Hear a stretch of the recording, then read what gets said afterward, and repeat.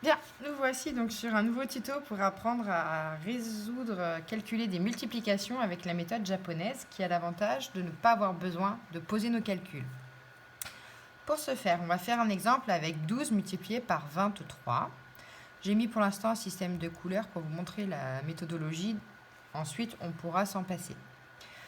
Donc, je vais regarder mon premier facteur qui est 12 et je regarde mon chiffre des dizaines qui est 1. Ceci va m'indiquer le nombre de lignes que je dois faire dans cette partie-là. Donc, je dois faire une ligne. Ensuite, je vais m'occuper de mon chiffre des unités qui est donc 2 et je vais de manière parallèle à ma ligne bleue faire 2 traits puisqu'ici j'ai 2. Je passe maintenant dans cette orientation-là, perpendiculaire, avec mon facteur 23. J'ai donc 2 dans mon chiffre des dizaines. Je vais donc tracer ici 2 bandes. Puis, pour représenter mon 3 des unités, je vais en haut, de manière parallèle, tracer 3 bandes. Là, on vient de préparer la base. Maintenant, pour pouvoir calculer, on a une dernière opération à faire, c'est d'isoler 3 zones.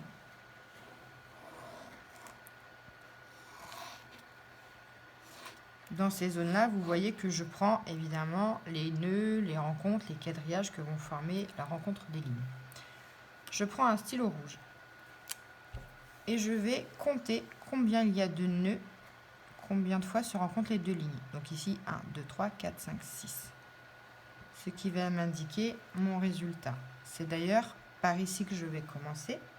Ensuite, je vais calculer là et je finirai à gauche, en sens inverse de l'écriture.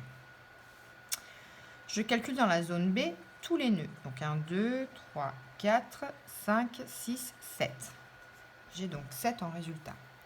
Ici, j'en ai 2. Je peux inscrire 2. J'ai donc ici mon chiffre des unités,